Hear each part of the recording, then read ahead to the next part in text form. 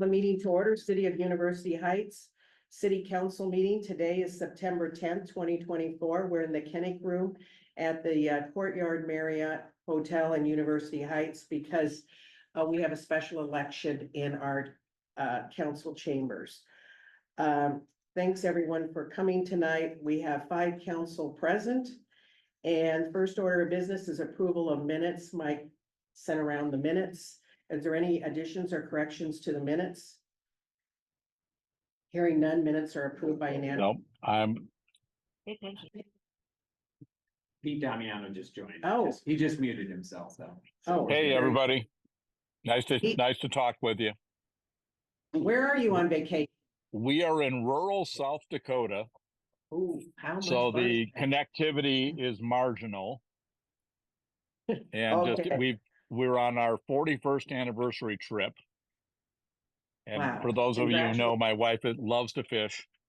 So we're up Oh. here walleye fishing with a couple of close friends and having a great trip. Nice. Excellent. Yeah. Thank you. Happy anniversary. Thank you. Okay, we'll move to public input. Anyone from the public? Okay, I don't see anybody from the public here tonight. We'll go on to mayor's report, and the first order of business was consideration of approving Troy Kelsey as city administrator. And we need to defer that agenda item because Troy double checked IPERS rules and he can't be hired until November 1.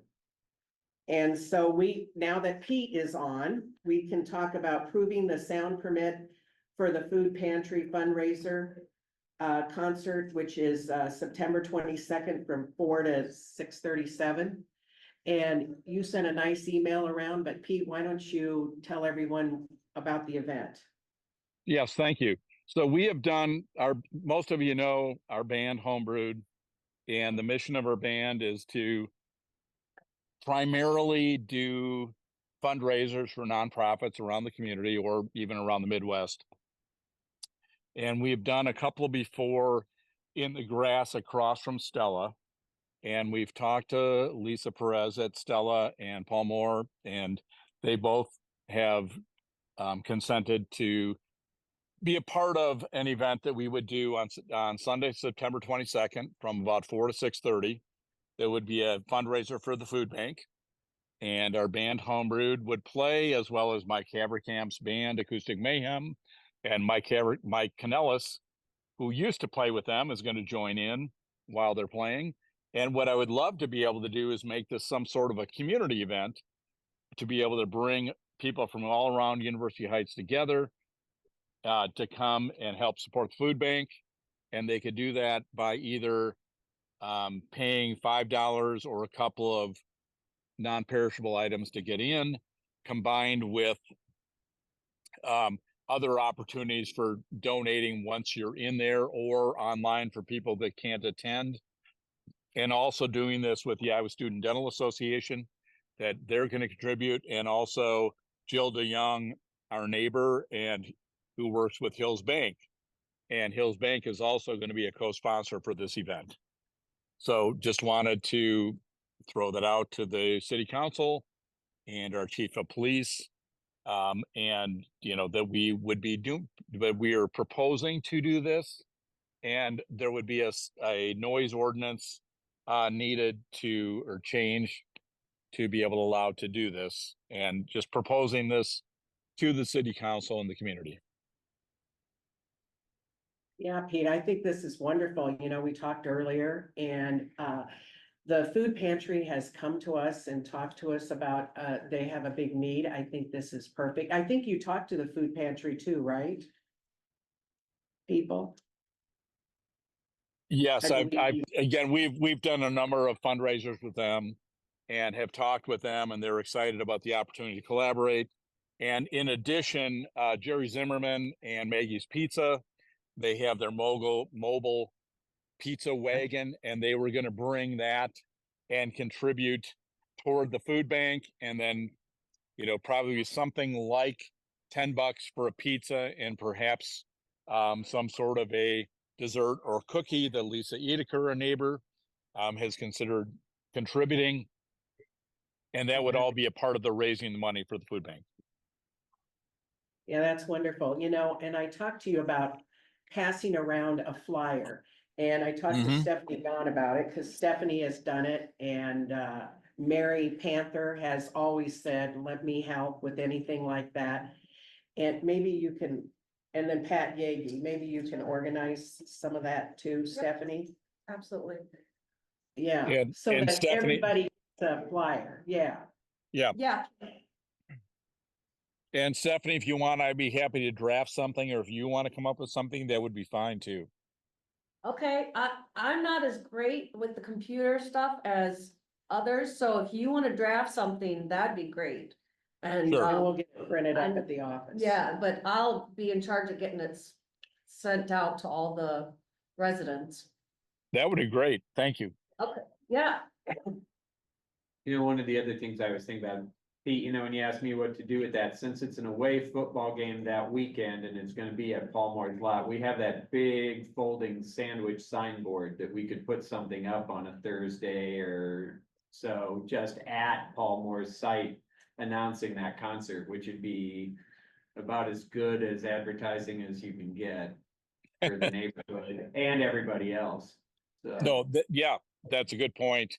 And we have an email list of about 650 for our band.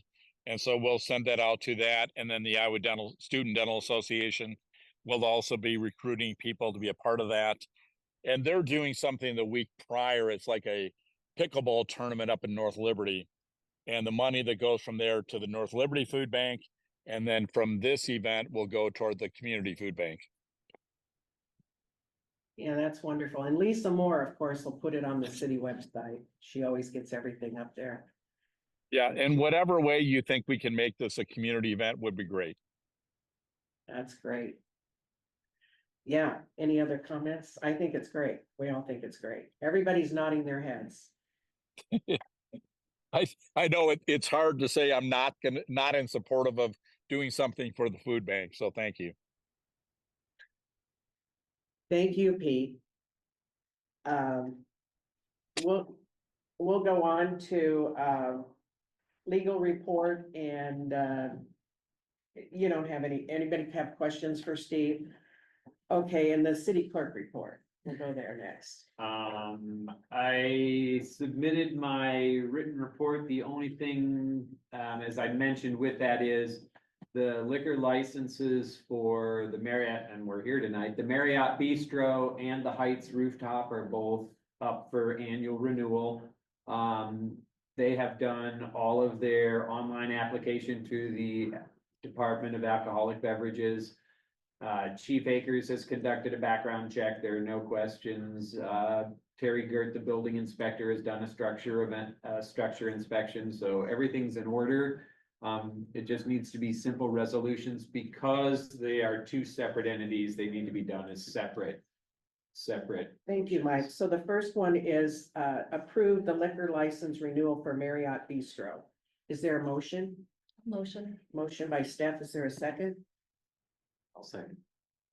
Second by Tim, I think it was. Okay. Any discussion? All in favor, say aye. Is anyone opposed? Motion carries unanimously. Then we consider, the liquor license renewal for the Heights Rooftop. Is there a motion? Motion. Motion by Steph, I'll second. second by Tim. Okay, discussion. All in favor, say aye. Aye. Anyone opposed? Motion carries unanimously. Thank you. Anything else? Oh, you're working on the rental Yeah, we are permits. getting right through the end of that, so there's always a few stragglers that people have done one part and not the other, and a few people that have had things fall into junk mail this year that I'm going around and catching all that up, but hopefully by the end of next week, we should have most of that taken care of, so. Any questions for Mike? Okay, we'll go on to John, city treasurer's report and payment of bills. I see you sent around the warrants list. I did, and Mike was very good about checking me out through the last couple of items like the CenturyLink bill, And then some of our regular vendors were they got back in country and so there we go. So there's something to add to the list of warrants. Okay, nobody else has a warrant to add. And, Okay, Thank you, John. Is there any, Can I Yeah. add a bit more? Sorry. The workers' comp audit's been completed. Stephen Cool and I have been working hand in hand, and we're gonna have the fiscal year reports for approval in October, next month, instead of the normal course in November, the end of year? because they're due 1 December. And I don't want to surprise anybody, but I'm going to be overseas, but in country from 6 December to 15 December. I won't be here. I see. I just put that out there now. Okay. It's booked, VRBO, everything, so. But I can still join via Zoom. Thank you. Is there any objection to paying the warrants? Hearing none, the warrants are approved by unanimous consent. Any Louise, questions for John? I No, have a question for you. for me, Did we need to have a motion on the sound permit for the fundraiser? on the what? Sound permit. The sound permit for the fundraiser. Oh, did I not? Well, Unless I missed. oh, the sound permit. We didn't do the sound permit. Good catch, girl. Thank you. Okay, we need to approve the sound permit for food pantry fundraiser concert on September 22nd from 4 to 7 PM at Palmore's empty lot. Is there a motion? I'll make. the Okay, thank you, Lisa. Is there a second? Second. Second by, Nick. Okay, any discussion? All in favor, say aye. Aye. Anybody opposed? Motion carries unanimously. Thank you, and thanks so much, Lisa. We'll go down to, police chief report. And I see, chief, you submitted a written report. Thank you. And how did the game go on the Iowa State game on the outside? I know how it went on the inside. How did it go on the outside? The outside is probably a little more trying. A lot of people in town. Yeah. Some behavioral issues, especially after the game. More so, we ended up with a series of things occurring very quickly. A couple of motorists that became upset with each other. That took time away. We had a gentleman that had a mild heart attack or went into AFib in one of the. Oh, okay. Things that, but it all happened in rapid succession. Nothing critical that occurred. Good. But a lot of minor things that were brought to our attention. I think we had, we didn't speak control of the city, I don't think, but, they certainly tested us at times. So, on the report, there's no real big surprises. The only big surprise is that Officer Cox, works for us part-time, got to participate in the dive team. They actually did a recovery of the vehicle out of the Coral Reservoir, which was kind of neat. It's nice to have that access. That is neat because, you know, I'm a representative with the EMA and, you know, the other cities have a lot of people that like to join the dive team. I think it's wonderful that someone from University Heights wants to do it Yep. and they get paid from them. Yes, and he was Yes. very excited when he came in and did after a post diet, which I don't understand, but that's okay. But he was very difficult about it. Oh, beyond that, we did do some active shooter training down at Horn School right before school began, about 2 days before school began. And we worked with the Iowa City's tactical team, which they provided. They provided, I believe it was 6 people there.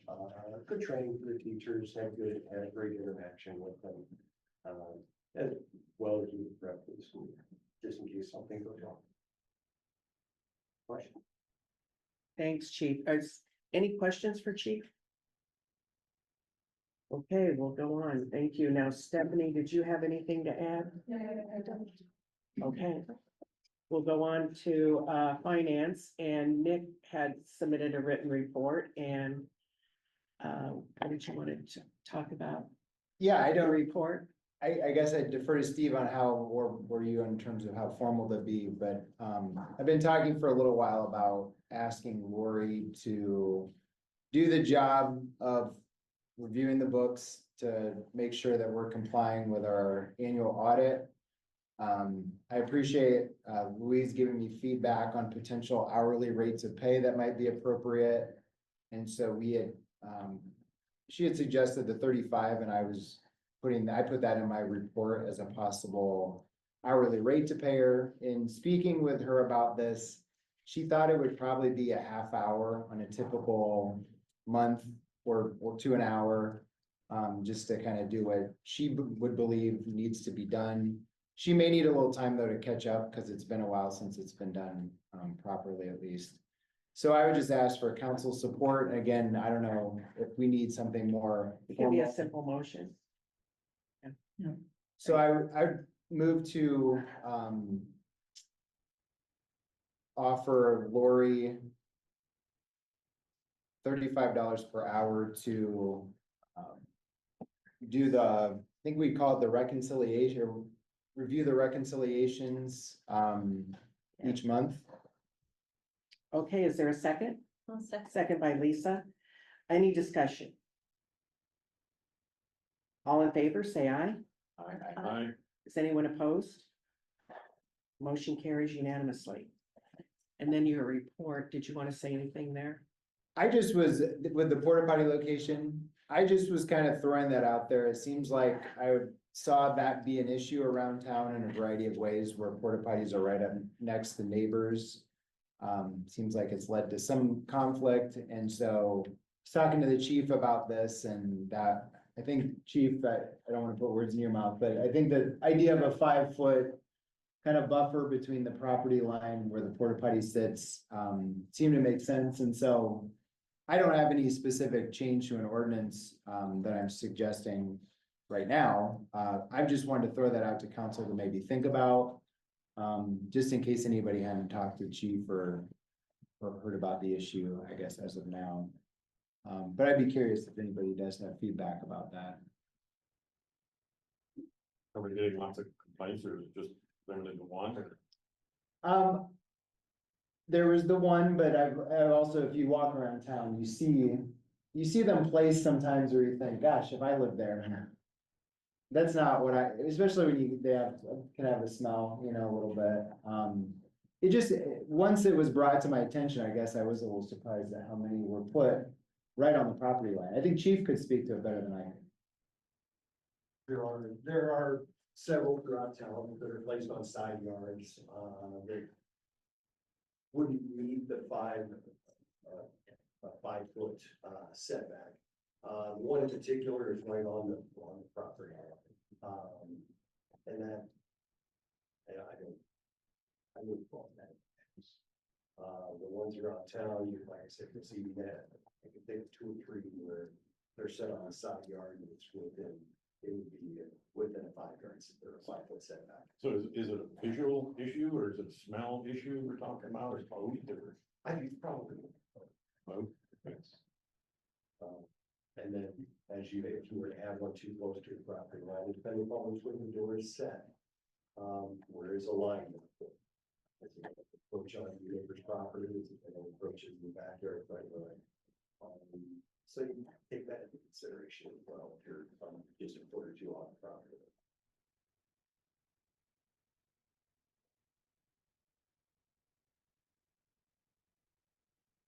Maybe something for the future, but just that I start the conversation. Yeah, I think it's a good idea to make our porta potty ordinance work for a change. I mean, we've talked about this before. I'd be curious to find out what a lot of the residents feel on this specific issue. We can put it out there and kind of talk to our neighbors and find out what's going on and see what everybody else thinks. I don't want to address one issue for all of University Heights, but I'd like to do what's best for the community. I think we look at what would you want next to your house, kind of like what Nick said, and then how does the town look? And I've driven around certain places and it's kind of not looking so great in some areas, so. The porta potty ordinance tried to address having them not be in plain sight, and we didn't think through it enough to think about certain places in town where the way we wrote it just doesn't work.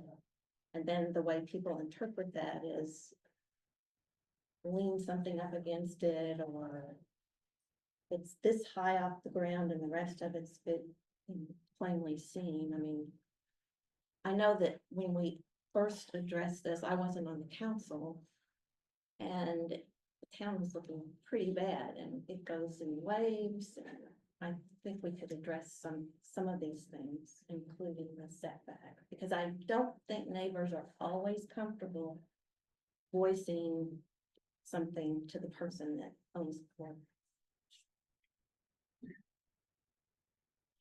Okay, anything else? So questions for Nick? Okay, we'll go on to streets and sidewalks and the engineer's report. Okay, Ryan, you had quite the report. Was it that good? I think I'll start with the resolution that we added here, for the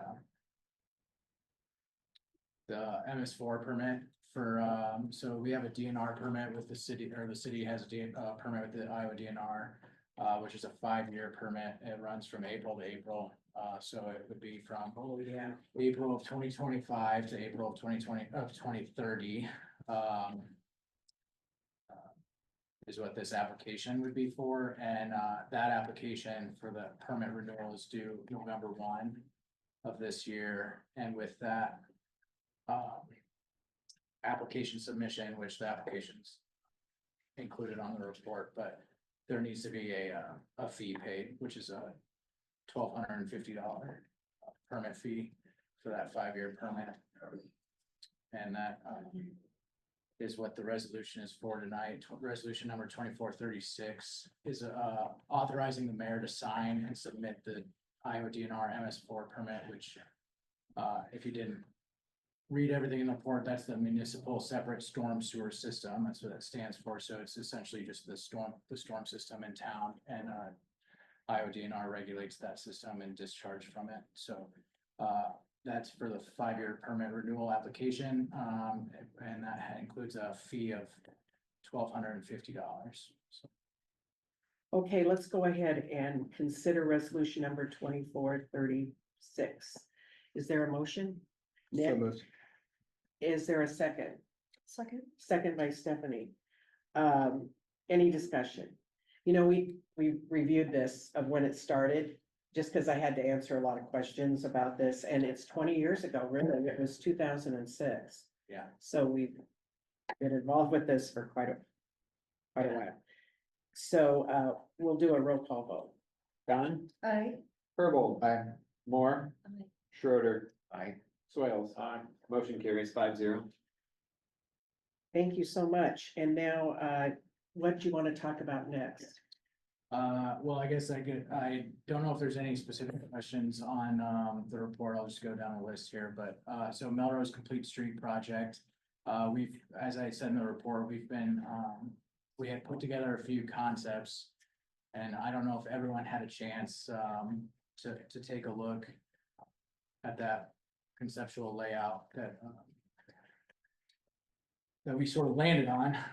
But originally we looked at other ways to try to consolidate the intersection and eliminate the one-way drive aisle without relocating the intersection, and there just wasn't enough room to do that. So when talking with the design team, Thanks, Mike. That's a good we picture. came up with this potential idea to shift the intersection to the west, and then realign the Stella's entrance and add some parking stalls, ADA parking stalls on that or on that lot connected to the parking lot. And then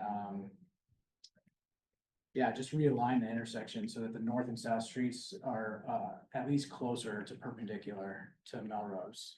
Because right now, both those streets skew actually in sort of the same direction, and visibility is difficult when you're pulling up and turning left and right on those from those side streets. So thought this layout was a little bit safer, talked with, city, administration about this, and everybody was excited about it. So we're just planning to move forward with this on the preliminary design, and I had not received any questions from anybody since I sent out the report yet on this, so. I don't know if there are any questions right now, but I'm happy to, help answer any as we move forward with the design process, so.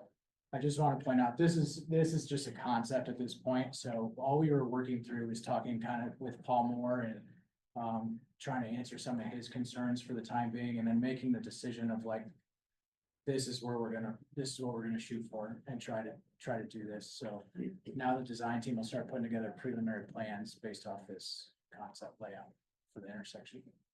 Yeah, I would just bring out that we had talked a little bit about the traffic flow and whether this speeds up the traffic flow in Melrose or not. And I talked to Chief about this, where it is surprising how far back the traffic gets stopped due potentially to this intersection. And so I was inquiring about what could potentially speed it up. And it sounds like Ryan's gonna get MPOJC involved to know a little bit more about how to speed it up. Cause I think that's, I think it's great that we're keeping this from being 4-lane, but it's also, the question of what can we do since we're doing so much work. I like the realignment. It seems like Paul Moore is being flexible in terms of the property boundaries, because it looks like he would lose some land. But he'd also, Steve, would it be your understanding that he would own the reserved parking spaces then? That would become his private parking space or lot? Or would that be Brian city? can answer that. I'm sorry, I don't know if I should ask. I mean, we had discussion over it, at our meetings with Paul. We essentially discussed, offering that property to him to be incorporated with the commercial property on the east side. At our last meeting, a couple weeks back, he didn't seem interested in that. Well, he doesn't want to own more land. Own more land, But he'd lose some then, right? With his, But right. he's Green good, space. he's okay. he's okay with Yeah, that. so our intent was to, with the shift to, since we would have to acquire right away on the west side, was to like, okay, give you back some on the east side to make it even. But we also talked about maybe working out something with snow removal for him, in that area too. And that was his big concern from what I heard, Yeah, I was think, one of them was, I think. I have more land, I have to do more More maintenance. maintenance, But Pay taxes. we can work through that, we think. yeah, so You know, that's and- not been. and like this having- all, I guess, yeah. Having the handicap parking there at 88, that's in such a closer proximity. It's kind of, I tried to copy it and it's not very good here, but could you point to that? Could you go up and point to it? To the- Just because, yeah, the 'cause I, stalls. oh yeah, there's your pointer. Well, I guess, yeah, Yeah, so currently the ADA stalls are, they used to be over here, right? There's a couple still there, I guess. We've built a couple on street here during the Gulfview Avenue, permeable paver project. In advance of this project, taking out the on-street ADA cells here.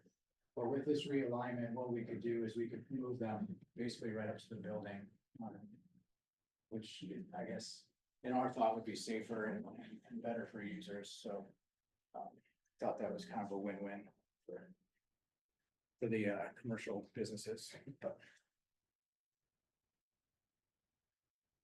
I know several council members were anxious to see a diagram, and thank you for sending that around. My only hangup is the sidewalks end up being quite a ways from the north-south portion of the street there. And then we have all that grassy area that's gonna get. Well, actually, didn't you say it makes it safer because they don't have crossing over to, like you have the one way here and then they're. Well, no, I'm just saying that the distance the sidewalks are on Oh, the street. A lot of grass. yeah, you can read those much easier than I can for some reason. And then the planter's a little smaller. That's a big deal or not, but. It might be to somebody. But I don't know if there should be something else, if we do have to have all that grass, it's, you know, that's basically gravel and dirt right now, because it gets trampled so much. Randy, you write down that comment. about- Yeah, yeah, I mean, yeah, and, I think with the sidewalk, the difficulty is that we're taking a road alignment and we're completely twisting it, right? So, that sidewalk to match in with that residential driveway and the existing sidewalk there, is kind of gonna keep it pushed out. And then, also just the intent is to have it line up with where the landing, the turn space would be for the ADA ramps at the intersection, so it's not offset from that location, so. Like I said, it's this is still in concept level right now, but, if there's like a desire, if there would be a desire for, I don't know if it would be trees or some sort of different landscaping kind of thing there, you know, I think in one of our meetings with Paul, I mentioned, you know, potentially another small planter. I'm not sure if the sort of double-edged sword of that is always maintenance, right? It always comes down to, is there staff, is there money availability, time and effort to maintain areas like that that are not just green space, I guess, so, we could certainly do that if that's the desire, though, but at this point, just trying to kind of do our best to kind of match what's there with the city's garden that's there right now, so. Where does the mailbox end up? Or is it in- Well, that's another question we have. Yeah, I have not Good reached out catch. to, I was thinking you were gonna say mailbox there. I haven't we're reached out looking to, at it. the post office yet with Iowa City to figure that out. I'm not certain, I guess, what the answer would be for that question, but. Yeah. So I don't want. They wanted to pull that mailbox before and I fought for it and they Yeah. went along with it, Yeah, but. Yeah, so hopefully. We can figure that out too. Cause that was brought up too. Does it get quite a bit of use? What? Does it get quite a bit of use? Yes, it does. I think it does. Okay. My husband uses it a lot. I'm going down to the mailbox. I go, oh, okay. It gets hit by food delivery trucks, it used to, that's why it's got all the posts around it. Okay, that's all. So, Yeah. It's been knocked out before and that's why post Yeah. office kind of wanted to stop it, but. Give Can us I- another chance. can I make a comment on this one? Not Of as, course. not as city staff, but as a resident of Gulfview Avenue.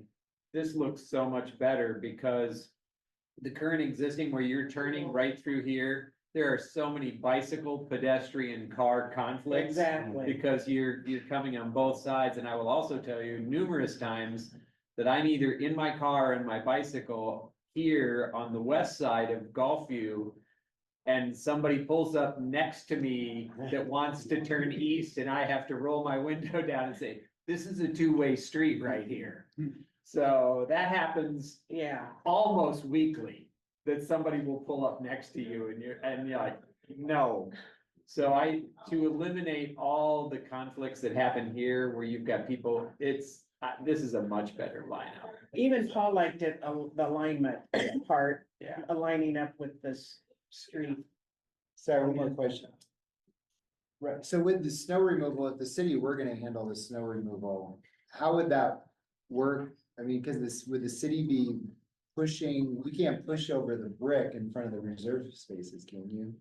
That's gonna be raised up? I mean, I'd have to get back to you on like how that would work out. We haven't really talked that thoroughly with Paul. I mean, that was just kind of part of his concern of, sort of accepting additional boundary was, well, I don't want more maintenance, and the snow removal is always, it seemed like a topic that came up multiple times. Yeah. For him on, you know, just different areas along the properties, right? So I think he said normally he pushes his snow into the empty lot Yeah. across the road. So if there was some sort of agreement that the city took on, like, hey, we will clear the drive aisle, for the parking ramp, or parking lot. You know, potentially that's what the result of that would be, is it would have to get moved to that empty lot. So maybe he would do the spaces, but then the city, because the city's model, I think right now, is basically a truck that pushes, not to go clear out spaces. To scoop it. Yeah. Right, I mean, the contract that we have, I mean, it includes different price points for different equipment. You know, more often that would be like if there's like a blizzard and they need to haul or truck it out or something like that. There is a pricing schedule for that kind of work already in place, so. Yeah, you're right, that probably the way it normally is they don't need to do that all the time. But, Unless it can be designed in such a way where, I don't know if they can do a loop. It's pretty tight, I'm sure, to Yeah. do a loop and get back. yeah, and I mean, that could be pending, and I don't know if Paul has someone that clears it with a truck right now or not, so I don't really know. You know, we haven't really actually had an in-depth discussion with him on the logistics of that, so, I'm not sure if there's somebody that pushes it with a truck going in and out of his lot anyway, I'm not sure it's actually going to change many things, but if, I guess I just don't know how he performs that. Yeah, and I only raise it to the extent it impacts design at this early stage to have it set up. If it's gonna be city property, then if we could have it, so. If there's any way they can push it and not have to scoop it, it's definitely is a different rate. Yeah. Like you mentioned. Yeah, it certainly wouldn't be ideal to sort of push it all onto, you know, basically the access walks there in front of the building, Yeah. so it would have to be handled differently. Yeah. Thank you. Any other questions? Why don't you go to the next thing, right? Okay. Okay, so the next thing was, I had an item for 2024 sidewalk inspection and, so at the last council meeting, there was some discussion. I think it stemmed from some Iowa Supreme Court, rulings recently and some concerns over potential liability, right? With, sidewalk trip hazards, so, the city of University Heights had a sidewalk inspection program in place for a few years and it was suspended in, I believe it's 2019. I think 18. 18. You put in your December 18, report. maybe, okay. And, so since then, we have not been doing inspections annually, right? So, the way I understood the request from council last meeting was, do we have locations that are like severely trip hazards, right? So I sent Emily from our office out to do a quick review of the whole town, the whole city, and note some of the more, what I considered severe, which was over 1 inch vertical trip hazard. I use that threshold because I know city of Iowa City uses 1 inch for their inspection program. And so I just thought that would be a good starting point to just come in line with what potentially the city of Iowa City is doing. So there was 21 locations that had a vertical offset that was 1 inch or greater. There are 8 of those locations that are what you might say significantly more than 1 inch, so but I would say closer to 1.5 inches at least. And then a couple other locations that have spalls or cracking that could potentially be repaired with some asphalt cold patch if it was just kind of an emergency temporary type repair situation. So that's the status, I guess, of everything, and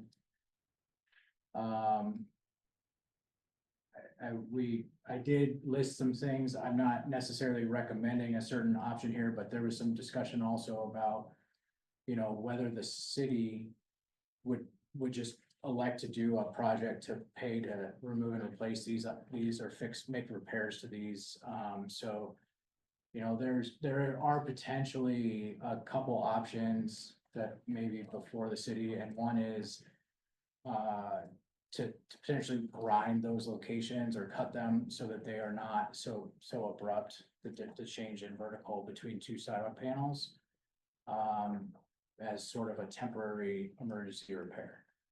The other is doing replacements, removal and replacements. I put some rough numbers together. I'm estimating it could be close to $12,000 to do that.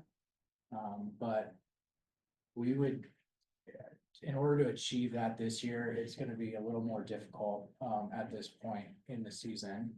Because most contractors have workload filled up already. And we would probably need to know we're doing that tonight, whether we will or not, in order to put together quotation docs and get those sent out long enough to get quotes back to do any sort of removal and replacement work. Yet this year, I guess. And then, there was also discussion about trying to remove and replace bigger sections of sidewalks. So I just kind of put together a rough estimate of what it would be on what I'm calling sort of a typical length block. It's like 700 feet, 600 to 700 feet. It would be about $55,000 for one side of the street to completely remove and replace that. So just wanted to provide a lot of information here for council to review and just sort of data points, I guess, on some of the questions that seem to be raised at the last meeting, so. And then I had some information here just about the old program, as I was trying to dig in and review it. I was not involved with University Heights when they were running the old program, but that's set up. I was working for a different city that runs a program just like that, and it's set up basically per Iowa code 362.12 and city ordinance number 47 for University Heights allows the council to decide if property owners are going to be made to repair sidewalks that are in disrepair. Yes, so. And when they started that program, they started assessing $100 fee to any property that was included with the city sponsored job, city coordinated job. And then whatever costs were incurred by the city on that project were invoiced to each property based off their square footage of sidewalk replaced, so. Thanks for doing that. I think that was really helpful to understand kind of where we sit. And I guess for my initial thoughts, I'm curious to see what other people think, but yeah, I don't know that we want to go around and start removing and replacing. It's like you say, especially this time of year. But I think it would be nice to do the grind, the asphalt. I've even been in some bigger cities where I see like, maybe this is just because it's warmer areas, but like even wood just kind of put in and like spray painted bright, so that people have a little bit of a ramp and then they see it, just for safety reasons. But that also might be where the residents given more of a choice, like, hey, this is unsafe. The city will come in and do this kind of cheaper fix, but if you want it to look, really nice before the city gets around to do like a whole, street sidewalk sort of replacement, then you can put the bill for that. But otherwise, it'd be kind of making it safe sort of, on the cheap sort of approach. I mean, that's, I guess, just an idea to throw out there. So what's your timeline this year? I mean, I think I read, you'd still have to, you picked out how many? 8, did you tell me? Well, 8? there's 8 that are like really, what I consider really hazardous. There's probably 21 that are, what I would say should probably be fixed, I guess. That I recommend fixing, to come in line with the So- Iowa City's standard, at least, so. You'd be into late Oct, do you? So if we're gonna do a Contractors? replacement, I've talked to a couple, to 3 contractors this last week and grinding or sawing off 20+ panels is not typical. you know, normally they would just be. The guys I called are concrete contractors, so normally they're doing removal and replacement. Potentially, there is somebody out there that would have interest in doing a bigger grinding project, but, so. I think there is a potential, though, that I can get somebody to do that, to grind these edges off. I don't have a good firm price, to relay on that work though, because it's like they have to rent grinders and stuff, and so it's not sort of in their tool bag of like, it's this much per panel, you know, To to just grind a larger area, doesn't it make it slick? Yeah, I mean, it can, yeah, if it's really smooth, it can certainly be smoother and slicker, yeah. So grinding is not something that most cities, I don't think, would normally offer as like the city's repair. Cities usually would just do removal and replacement underneath their city sponsored job. That's usually an assessment project to the property owners, but most cities, I think, would offer that residents could do grinding on their own if they so chose. Kind of short-term fix, Yeah, right, exactly. and the sidewalk could be a little thinner there, so it's more prone to cracking. Yeah, and yeah, right. That's another risk you run by grinding is it gets thinner and thinner and. You know, sometimes you're lucky if it's 3.5 inches to begin with, so, if we take 1.5 inches off, it's gonna be pretty thin, so. So it's possible that after one freeze thaw cycle, it cracks and then it's kind of falling apart even more, so. I don't wanna come across as saying this is like 100% like a foolproof answer or anything, but. It all depends on how much it costs to grind it versus replacing it. I mean, I would think grinding would cost that terrible much, but Yeah. they're gonna cost a ridiculous price if you. Money well spent to just replace it. If, yeah, somebody. Yeah, right, and I mean, the guys I've spoken with, I think they have availability, but like I said, it would be something that if we're gonna do a replacement job, it's probably. Like I need to get the quotes so that we can award it, or I would have to have permission from council up to a certain dollar amount to just be able to let them begin the work somehow before the next meeting. Otherwise, you know, the fastest we can do this usually is we would award at the October meeting after a couple of weeks worth of time for quotes to come in, so. It's a low enough dollar amount that we don't need to do a public bid, so we don't have to do any sort of public notice for that kind of thing. However, I guess. If the city decides to pay for it this time around, I guess I wouldn't. Also might caution against making that decision, because then it's gonna be more difficult if in the future you want to assess for that work, so.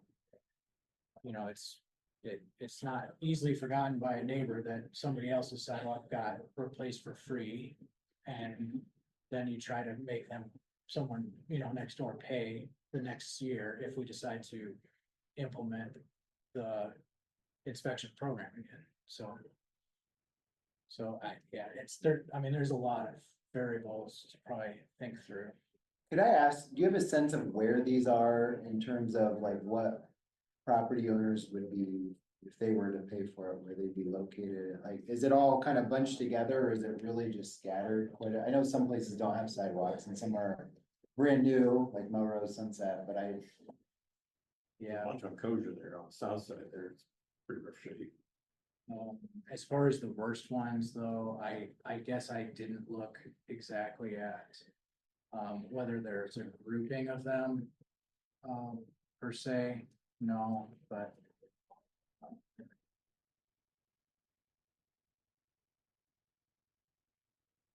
it looks like there's several on Grand Avenue.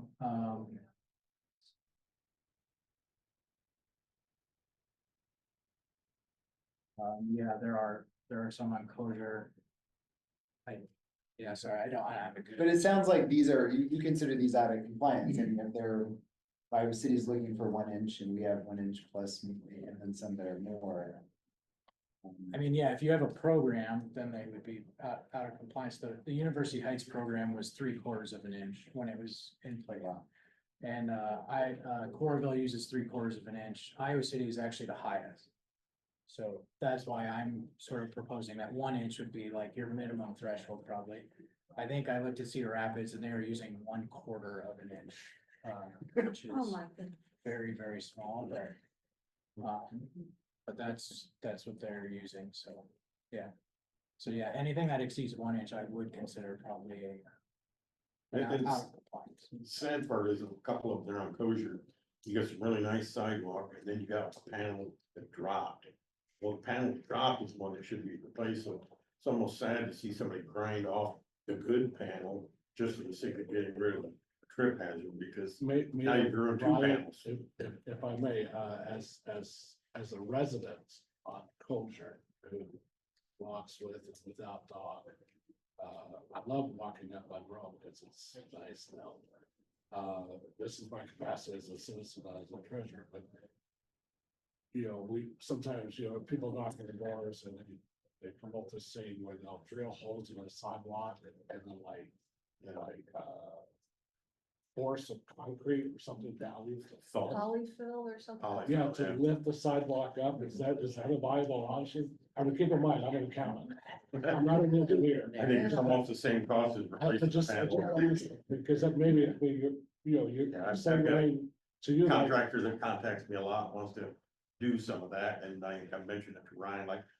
Some of the streets that before we overhauled, they were wanting to come in and lift them up, and it's. We have places with concrete just rotten, so to float a piece of rotten concrete seemed kind of redundant, so. But the sidewalks, yeah, but from what I'm understanding, the cost of poly filling it up, it's almost a wash with just replacing the concrete. Yeah, I mean, to do the work is, it's a legitimate and viable option. What I've heard from those guys in the past is that sometimes with a small 4-foot wide panel, it's harder for them to control than a larger piece of concrete. When they inject it, like it can raise up faster or slower, and sometimes the tilt can be rough. I don't know if they've gotten better at doing that. In the recent present, but yeah, I agree with Doug that the cost of it might not be a whole lot different than full replacement, but yeah, no, that would be something that could certainly be done, especially, maybe a resident prefers to not have, sometimes people, don't like the aesthetic look of having one brand new panel with, city white cure on it, and then the other panels are more faded looking. So if someone wanted to do that for their own panels in front of their property, they could certainly do that, yeah, to raise it up, to level it off. You'd certainly try to. And that decision might be more than a financial decision, it might be an aesthetic, like, this, I don't want my property to look patched, right? So, that's probably not how we from the city would approach it, but. And the other bad thing is, even if you replace the stretch of sidewalk, unfortunately, these are well-established trees that have roots that big. No safe for constant movement, so you be breaking up new concrete like every couple of years. And it's just because you have old trees in it, and if you got in there and started to cut the roots out, what happens if the tree dies? And you got, somebody said you gotta replace my tree and haul it out, and it just gets into a big mucky mess, so. Old trees just come with pains. I thought Nick had an interesting point about somehow marking it or neon, you said a piece of wood, or I don't know, it's to kind of like a warning or a trip, is there I mean- something, anything like that? I guess I don't know of any product other than, we have marking paint I can use. It looked like hell, though. I can certainly Like paint you it. spray 'em? Paint them, yeah, Whereas we I- didn't paint anything yet, I just asked Emily to take photos of everything. It would be. Maybe I could find something that would last longer, the paint we would use would fade with sunlight, eventually. So they would just disappear. It's like when they paint out locates right on the street for utilities. We would have like pink and stuff that we use for survey. That would be kind of bright that you would see. It would definitely bring attention to those locations if you want. If the city wanted us to paint those, we could.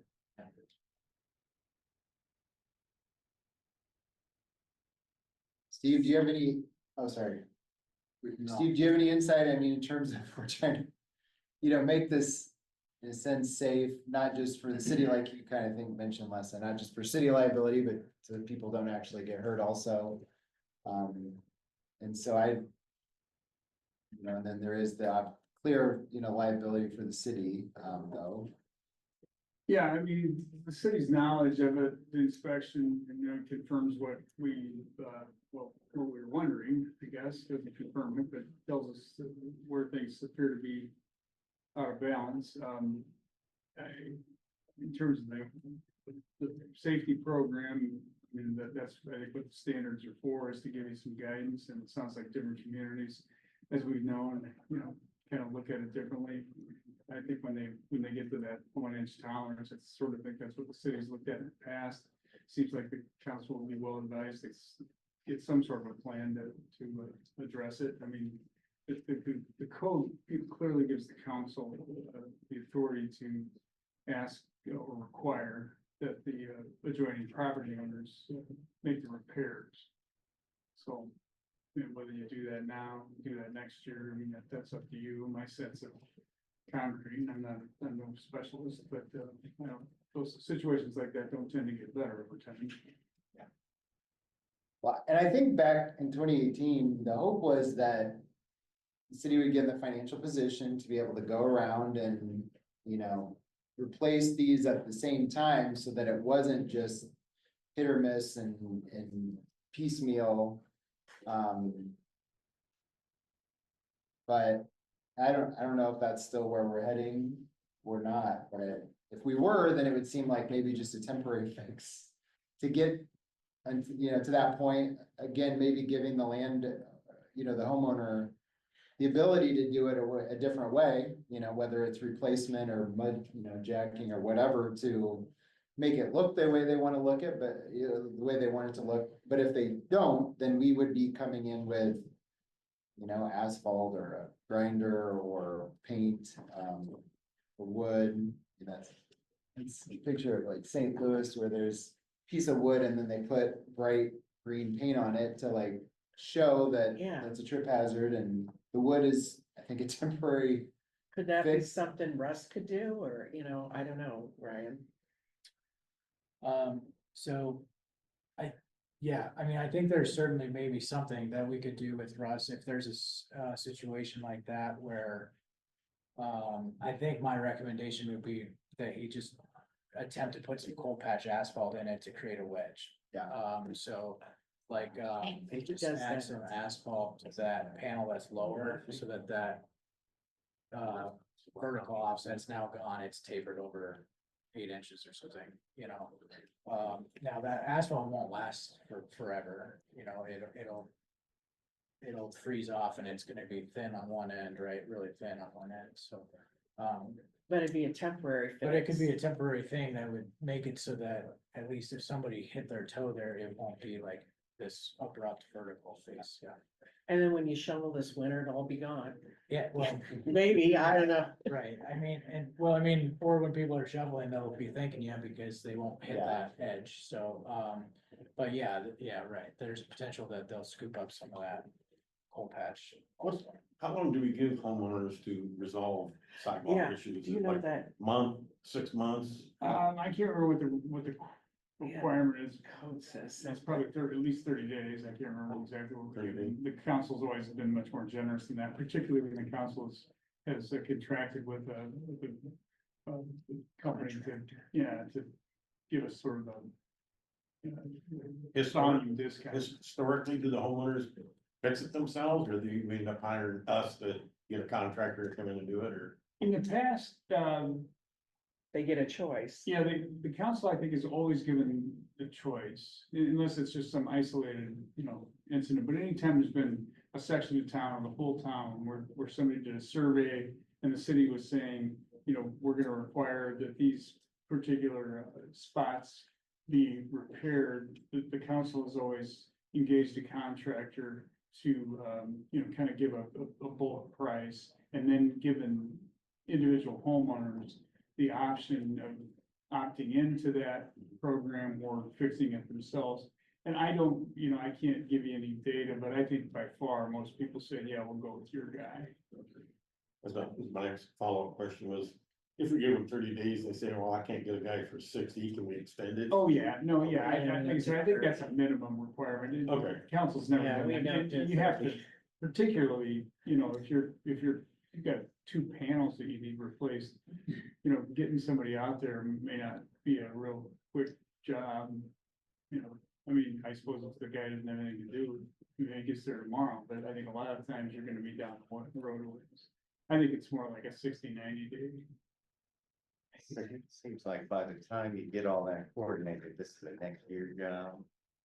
I mean, to notify people and give them an opportunity to weigh in. And maybe even say, hey, if you wanna, we're gonna have this done, or you could do it, but if you don't want it to look patched, maybe you could ask for a longer stretch to be done. And maybe the city contributes a little to lower the cost, so it's more likely it'll all be done under that one contract. But people have skin in the game, so it's not like a handout. But we contribute a little bit to a larger project. But it seems like it's for all that coordination to happen. Doesn't seem like it would happen this year. That's kind of how I remember it, and if I could go home in my closet, I have those letters because they made me so mad. Maybe we waive the $100 fee. Yeah, the $100 fee was like on top of having to pay for your sidewalk, and we can't tell you how much until we do it. You can pay this administrative fee too. But I seem to remember, like you said, I got it sometime maybe in the late fall, and you need to have it done by April or something like that. And it's like, nobody wants to come and do a sidewalk paint. I mean, this is years ago, so I don't have it in my head. There's a couple houses that did it themselves and wood forms are still there. Yeah, I guess looking back at the files, I think it was mostly inspection was done in the fall or late summer, and then the letters are mailed, and then they have till sort of early summer of the next year. I think is what they were doing before. I'd worry about rushing in there and then doing some grinding, especially if it's on a slope. I know there's one spot on Cozer where it's sloped. And then you create a slick spot and they still might get sued. So Yeah, I tend to wonder if grinding sounds like grinding might not be a good idea, and maybe the asphalt. Yeah, it if anything, kinda would does, be I the better think. idea. Just fill in the gap and not worry about thinning it out, making it more slippery. Yeah, I mean, we could certainly, try that, yeah. I mean, we'll do whatever the council would like us to do, but yeah,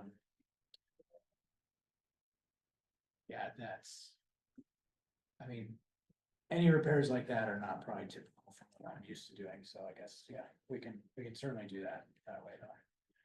Yeah, it's not ideal. It doesn't sound super sightly to have asphalt pieces, but I mean, I really would hate to have someone just really nail a big 1.5 inch, area and get hurt. And so I don't know.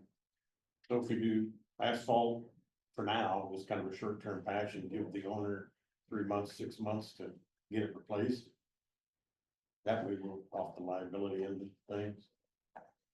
We'll take care of the asphalt if they wanna plan on, we'll do it, but this is, not a forever. This will give you 3, 4, 5, 6 months to get your ducks in a row and line somebody up and replace your panel, or we can do it. I mean, I can't speak to the liability side of that, but if that's what council wants us to do, we could coordinate with Russ and try to just do that sort of with him in-house. The other thing I would say is, sometimes the scenario, like John mentioned, like being lower or higher, like it impacts sometimes what the best fix is, right? Maybe it wasn't high, maybe it was low. If we're just doing wedges, a lot of that can probably be fixed that way, I would think, as opposed to like grinding, but. Yeah, if that's the route we'd like to go, mostly I just wanna know what council wants us to do to move forward. The other question is if we're, if we're implementing the program again, maybe I need to ask Steve, because I think there was resolutions and everything as far as that goes to say, we're going to implement this and now we're going to start issuing these notices, right? So I don't think I can just start issuing notices this month. No, that's right. There's a process, Yeah. even from an administrative council standpoint, you're right, right? Right.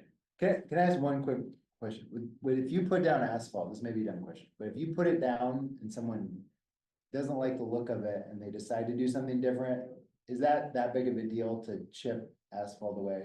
Probably not, no, It's not not the, gonna not leave, the like- cold patch that we would be using, yeah. No, it would probably come up fairly easily if they wanted it to, I guess my thought is that we would have some work to do to re-implement the program. My thought is we have some concerning areas around town, and I guess I would. And I'm a brainstorming type, so I'm just throwing this out there that maybe we give Ryan authority to like notify the homeowners that we're gonna have a city person go around. Their property has been identified as having a 1 inch or greater, tripping hazard or however you describe it. That the city would go around with asphalt to, as a short-term fix for safety purposes. And then if they have objection, they can come maybe to the next council meeting and talk to us about it, or talk to you, I guess, maybe about it first, or whoever about it first. But then we consider it a later date, next meeting or whenever, whether we're gonna do a program, what that program would look like, that sort of thing. Does at least what I said make sense? I know we wanna hear what people think about it. Does that make sense as a possibility? to me, yeah, yeah. I would probably, I probably wouldn't say that we have to have Russ like run around next week, right? It could be after the next council meeting if you wanted to get feedback from folks or however that would work out, or think a little more on that. Yeah, Or we- chances are, if they Yeah, say, oh, right. we'll replace it, don't put blacktop Yeah, down. I don't know, so. What are the logistics? Is that your office would be able to do like a door to door, or would that be something where we would try to look at how we could get those distributed in a different way? So that's a good question, and it brings me to something else that I kind of wanted to mention, is that the program to administer it takes a lot of time and effort, right? So not only talking about these potential 20+ properties, but an annual program to do the inspection and draw up a map or form for the resident. Look up the addresses and send out the certified mailings, and then follow up on those mailings if nobody responds, or doesn't collect them from the post office. It takes a lot of effort, and the cost of that is also a cost to the city when we are administering it as a professional staff, so. So I don't know if there's a way that the city can have someone else, a part-time person sort of try to do that legwork. And we can assist with the technical or specifications section of it when it comes to any questions of that nature, but something to consider, because I think that the city had spent, probably $6,000 to $9,000 just for professional services for us to administer that program. So it's not we're talking the construction costs and recovering those from the property owner. There's other costs involved. City administrator coming online.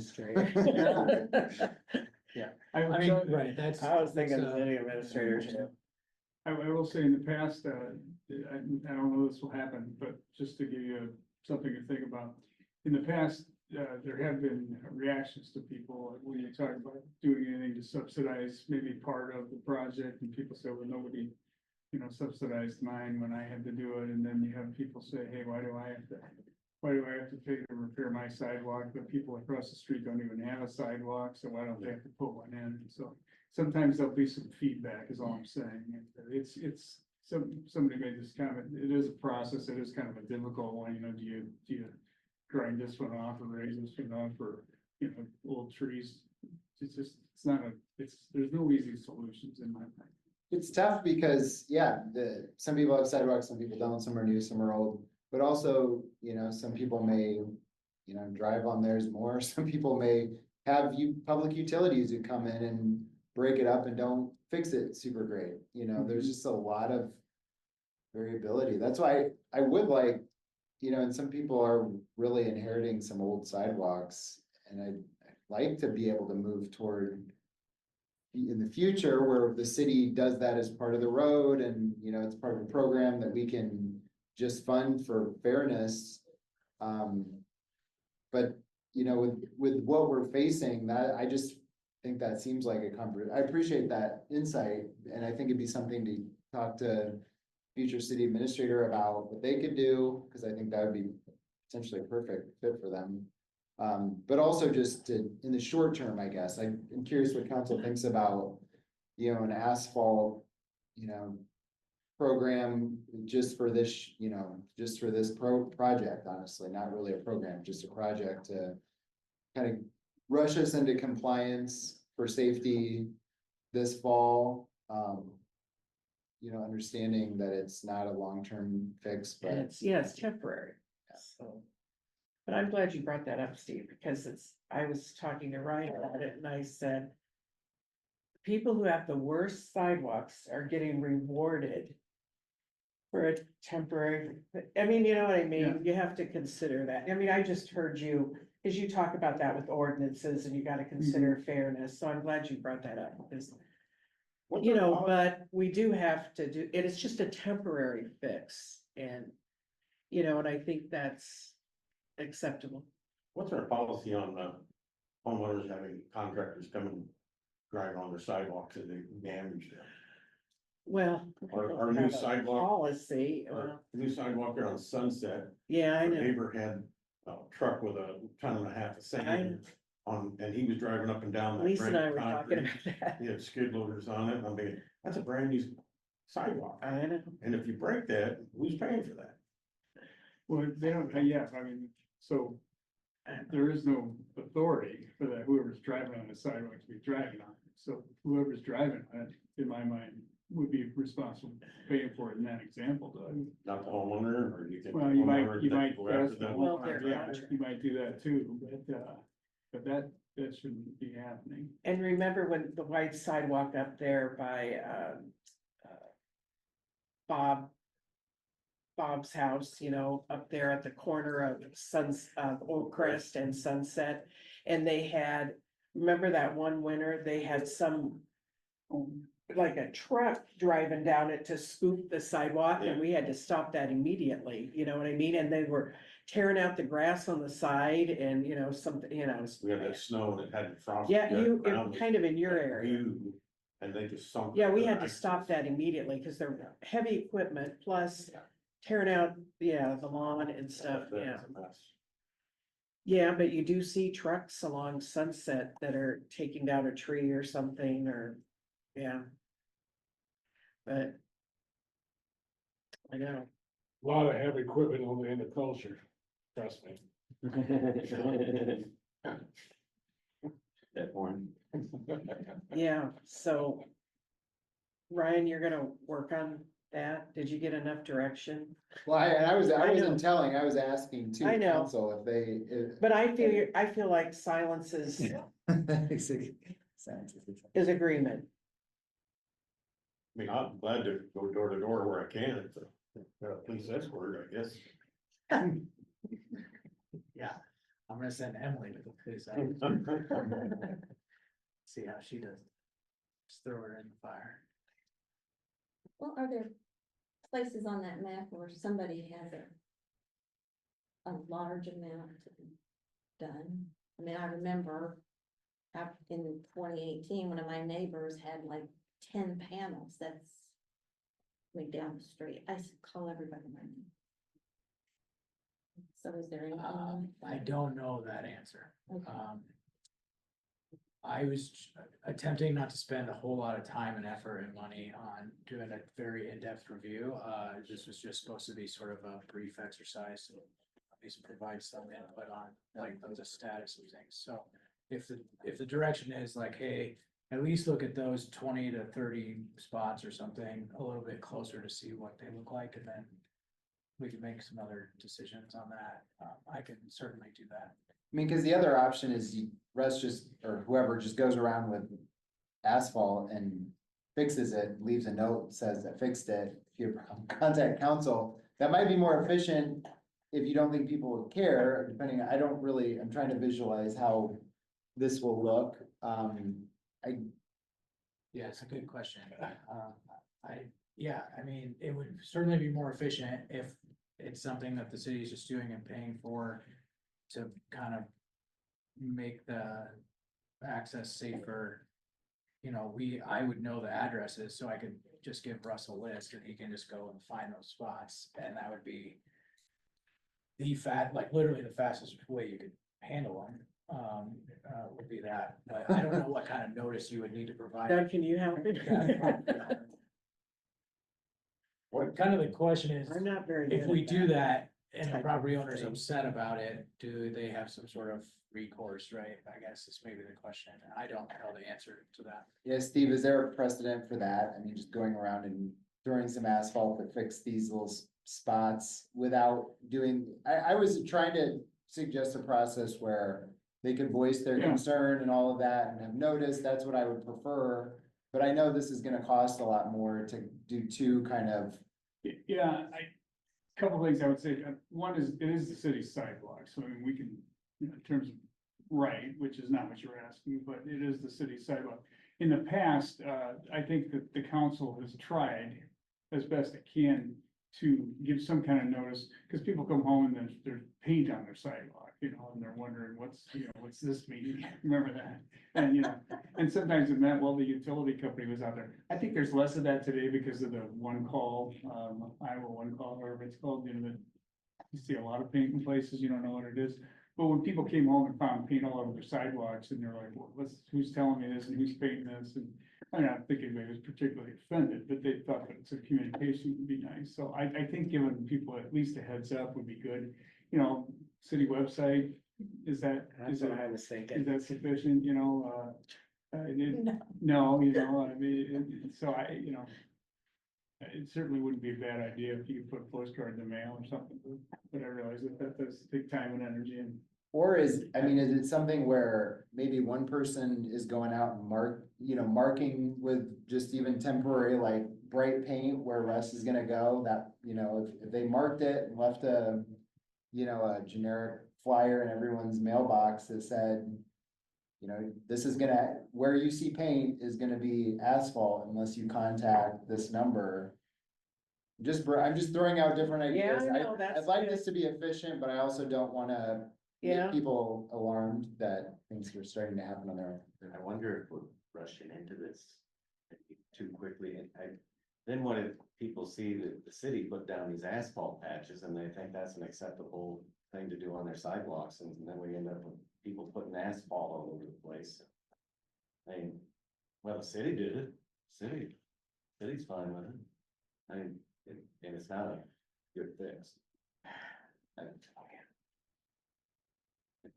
mean, we just learned about this issue, so I mean, maybe they were like that for a while, you know. It's not like it just happened. So are we rushing into it a little too quickly, and then should we I start with the whole plan? agree. I think just making contact with the homeowner, just say, hey, I don't even know if you're aware of this, but what's your plan? Because if you don't have a plan, we have a plan. And whether we're asphalt patching or we're grinding it or replacing the panel at your expense. But I think the first step is just make sure they're aware of it and just see how much pushback kind of you get from them or how willing they are receptive to the idea of replacing that panel. Maybe it's a non-issue, I don't know. But I guess first thing, just talk to them. So kind of back to the initial, maybe the notify them next meeting, we would listen for people who object, is that? Was I hearing that Steve said if we're gonna go down that route, then there's this whole process to. I think there's two different things. We're either doing a program where you are telling people either replacing it a certain way and that's your duty, or we're Yeah. doing a different plan where the city's trying to replace them. I think this was just more of a temporary Yeah. asphalt fix to get by for now. That's what I thought Ryan was talking about. But That's everything I've heard, yeah, there's. yeah, I know that, I heard all that, but then I just wonder if that sets bad precedent. If the city's laying asphalt down on the sidewalks. Right, and it's a very good point, normally that wouldn't be an acceptable repair, right? So, because it's not, I guess it wouldn't be deemed as like a viable permanent repair, right? So, if there's a spall or a hole, you could patch those things where it's just like filling in this hole, right? That's in the sidewalk that might catch a stroller wheel or a roller blades or something. There's products out there, like epoxy patching products that you can use to patch those things, and that would probably be, we would consider an acceptable repair, so. Wedging to avoid a trip hazard, notice is probably not something that would normally be considered an acceptable repair, so. Or permanent, I guess, right? So it's gonna stay there. So how about we work with this temporary program and like we did before, like Doug and I and Russ kind of work on it.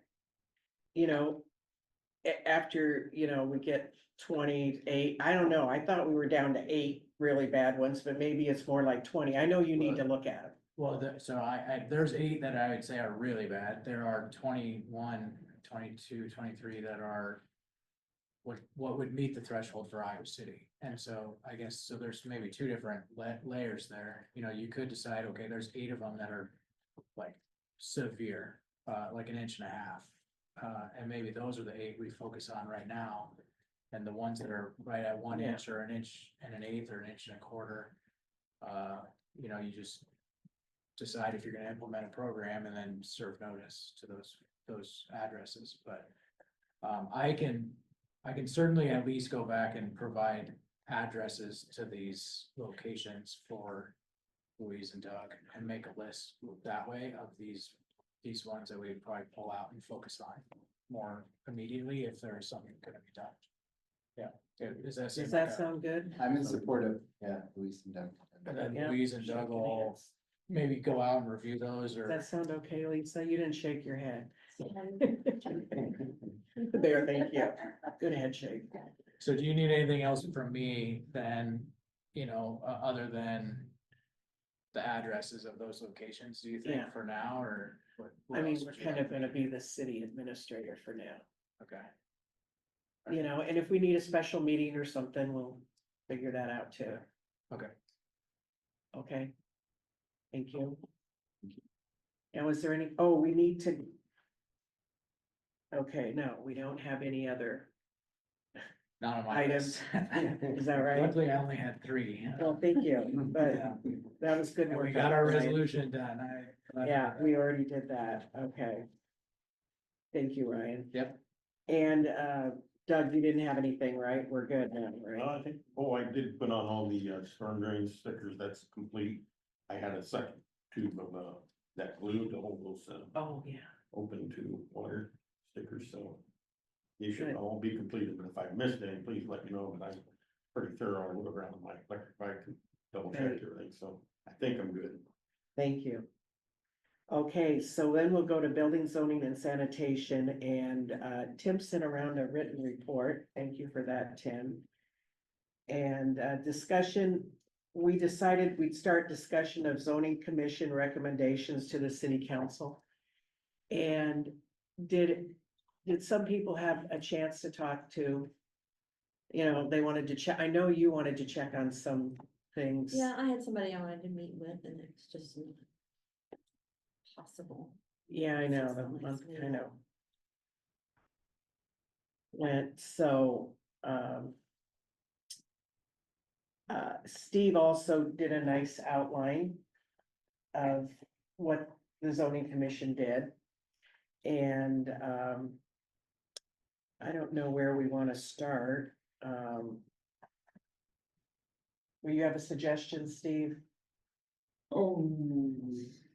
Well, we can start with the accessory dwelling units. Yeah, that was the first one they talked about. Is that, yeah, that's. I mean, that's kind of a new concept for us here. And, you know, and so I just took one of the handouts from the committee. And, can we get a general idea of what's some of council's thinking about that idea? You know, as Pete said, it started with mother-in-law type apartments and things like that, and having family that can live in the community rather than go somewhere. That's kind of where it was initiated from. And anyway, and it's quite expensive is what MPO talked about and said that kind of limits them having a lot of it because it is quite an expense, but did anyone want to talk a little bit about if they think that's a good idea or to pursue it or, you know, the whole idea was too, what I liked about, the positive thing was the homeowner has to live on the property. It can't be like a rental or something, you know, like like somebody's renting your house and then they have an ADU. The homeowner lives there. So you think that would make it a little better. And then you have to have the right amount of land and space. Does anybody want to have any ideas about that? I thought the zoning commission did a good job going through it, looking at the options. I don't think. Probably not a whole lot of properties in University Heights where Yeah, it's gonna work out. It's like a lot of other communities are doing to help increase density a little bit, help be sustainable. I support. I agree. I'm less inclined to support it because I don't like the idea of increasing opportunities for rentals. And I am concerned based on our previous experiences with trying to limit things and then, oh no, you can't limit that from the legislature.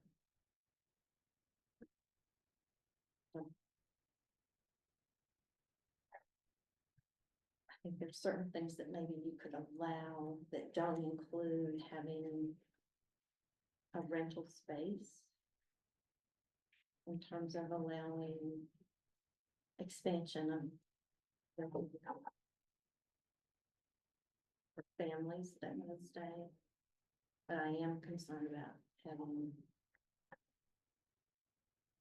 increased opportunities for rentals, especially, you know, University Heights is very small and it's, the location makes us pretty vulnerable to things.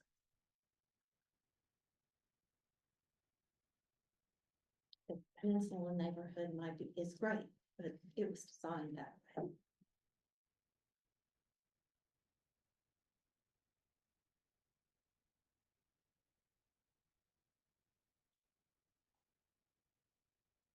One of the things that we could do to get even more information is I know that the MPO staff would be glad to talk to council more about this specifically, meet sometime. Maybe work session or during a council meeting. It would only be maybe 15-20 minutes like that. I mean, just to go over everything, if council wanted to hear more details, they're very knowledgeable of it. And I'm just putting that out I there. like that idea. I think MPO is a great resource and I trust whatever they say.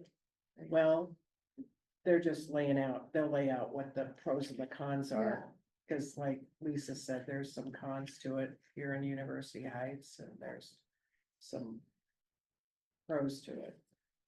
I mean, I'm just thinking I could set something up like that if council's interested in it. They're very knowledgeable about it.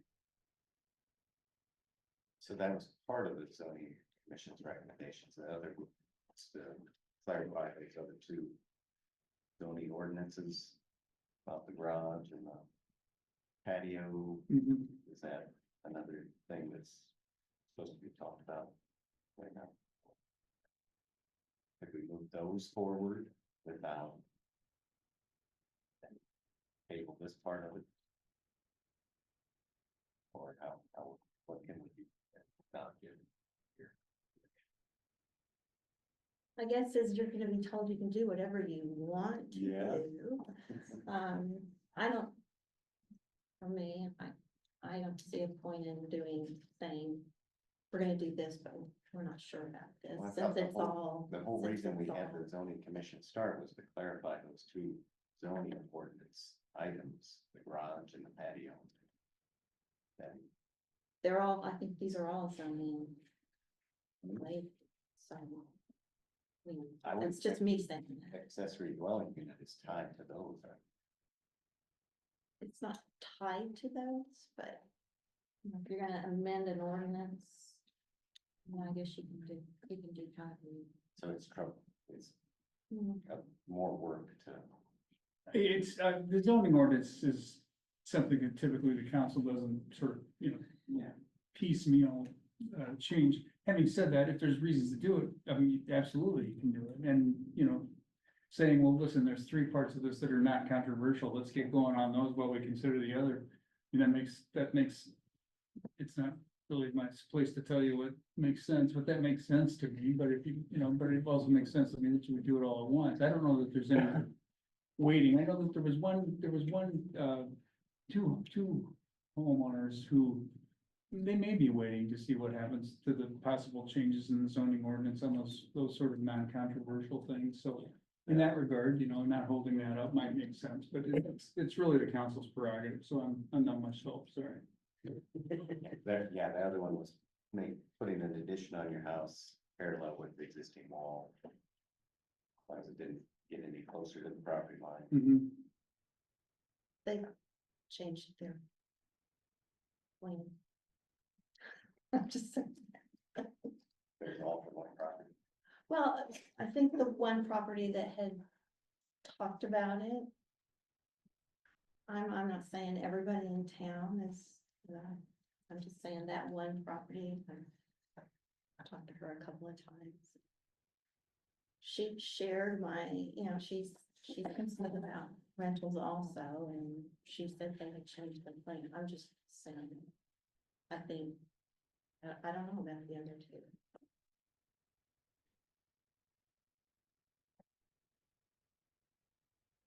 To the extent it's helpful, I mean, my general approach to these things is I want people to be able to stay and grow in University Heights, and if their family gets bigger or they just want more space or whatever, I would like them to be able to expand in a way that is not unduly burdensome to their neighbors or unsightly to the community.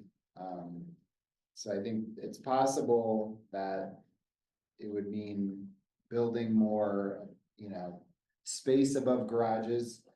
But my sense of the zoning commission meetings that I was at, I think the ADUs are generally about following guidelines to allow for renting.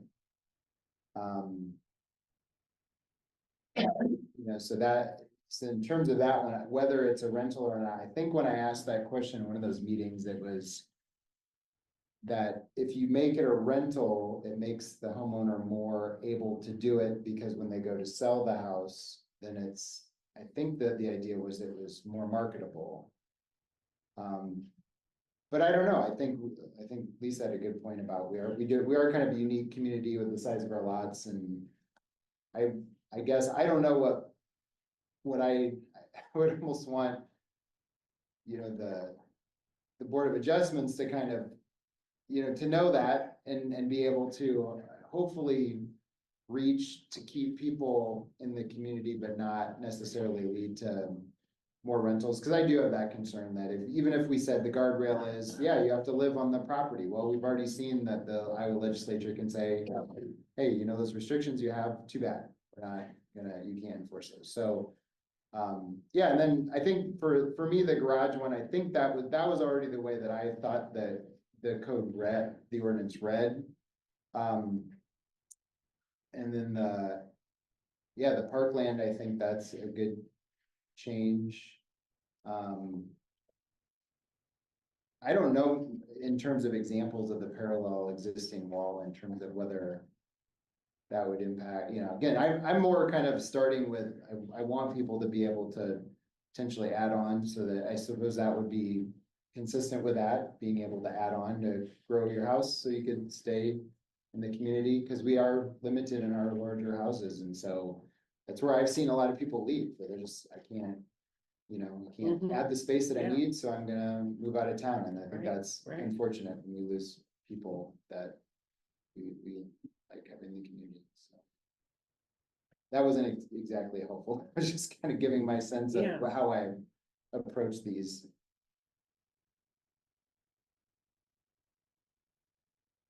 One of the things I might suggest that you think about, and I don't have a real good solution.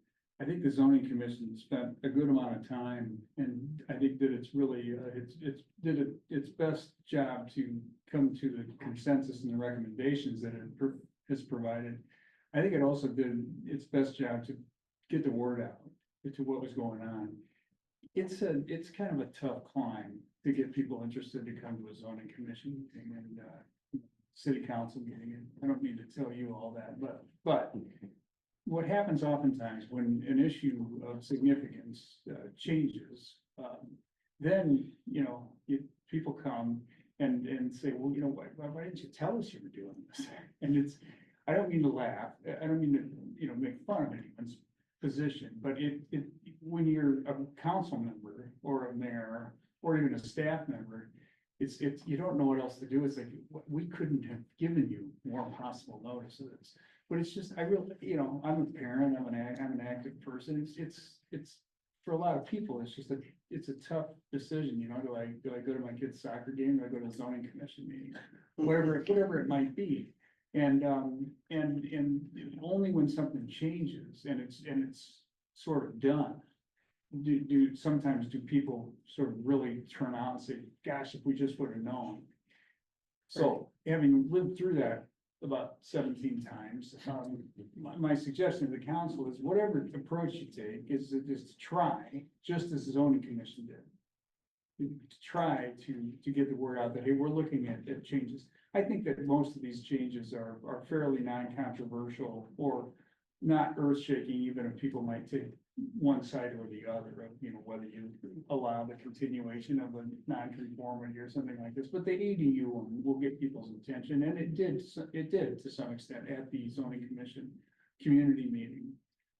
You know, the statutory process under Iowa law for changing any ordinance or adopting one is 3 readings. And so, you know, if the council wanted to sort of set a course toward making these changes, well, you know, city attorney give us some language. Well, that gives people the chance to see something in black and white, and then first reading and the second reading, third reading. So there's a built-in process for taking your time. And as I said, the zoning commission took a lot of time, and this certainly wasn't an overnight thing, but I don't know what the solution is, but it is, I guess I want the council to be prepared for it. and to invite the council to do what it can, and to ask staff to do what we can to really invite people and to encourage people and to get people engaged in an issue, because of the 4 or 5 that are on the list, that's the one where I could see people coming and saying, what'd you do here? And like I said, it's, I don't mean to laugh, but it's the, people say, well, why didn't you give us some notice? We put it in the newspaper for heaven's sakes, because everybody reads that. But, you put it on the website, you kind of scream it from the mountaintops, but all you could do is what you could do. And when you're the 6 people running, administering the city's business, and you're kind of dying sometimes for somebody to show up and tell you what they think, and then you get that on the back end, it's not a perfect system, let's say it that way. Those are good points. That makes sense. I was kind of looking for someone who was really, outside of people on the actual zoning commissions, looking for someone who was really interested in supporting ADUs, because everyone that I've talked to or even seen at the meetings seems to be against it. So I was trying to figure out, who is for it. And maybe, especially, we are kind of investing a lot of time and city money into the development of this, and I'm just kind of thinking like, I don't know where the push has come. I know MPOJC is kind of asking for it, but I haven't heard people. Oh, that's good. otherwise wanting it. He's got the vote. No. Philip Washington sales tax passed 76 votes to 26. Sorry, the mayor. Yeah, well, I'm obviously looking at something.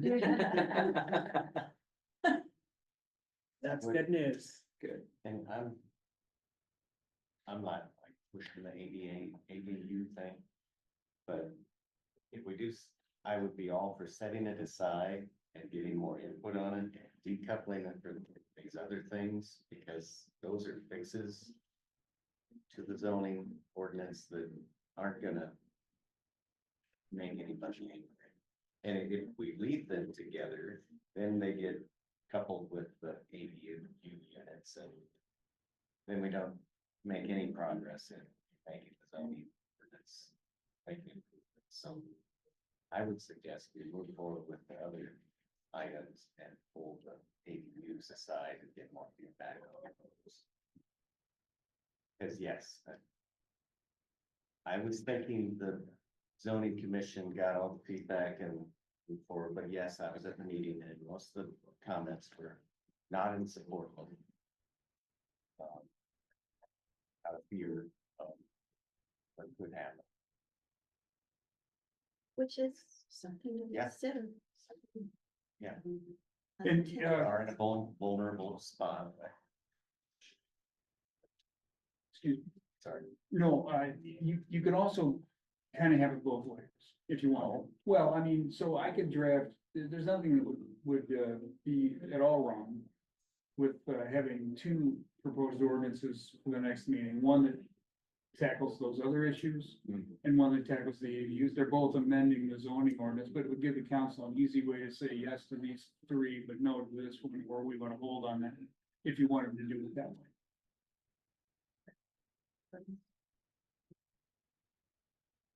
Yeah. What do you think, Lisa? We were talking about how we're gonna organize this at the farmer's market. And I said, what do you think of that suggestion?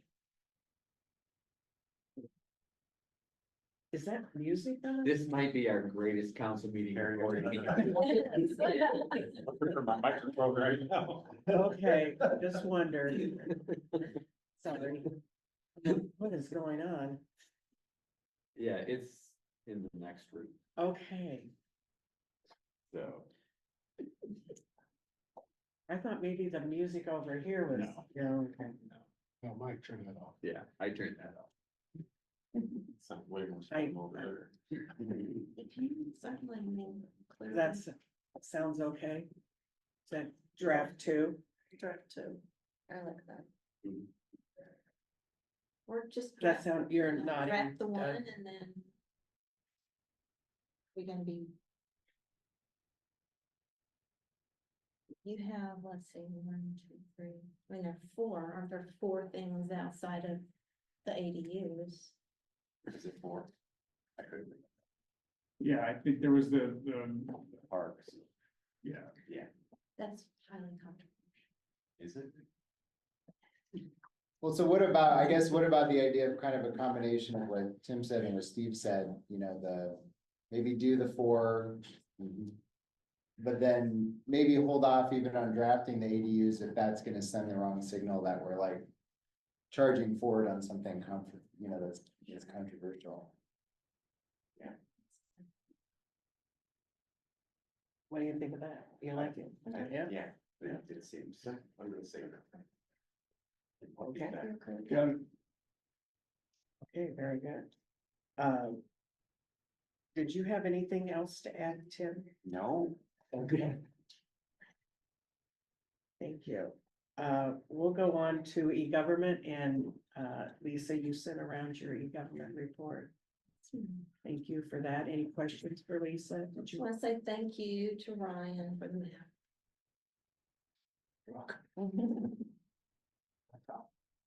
Okay. And no questions for Lisa. We'll go on to One announcement. quick one. Yeah, Have you seen any increase in the notify me? Cause we added that to the land boards. A small. A small amount. But I also Okay. noticed the people that got the email still missed the trash. Okay, day. the trash, yeah. So I don't know what to do. Sure. I mean, maybe we need a little person that runs out. Yeah. On everybody's. I was hoping we'd have seen it. No, we did get, increase and- we did Okay, get. good. But then I also heard from somebody that said, oh, I never heard of that.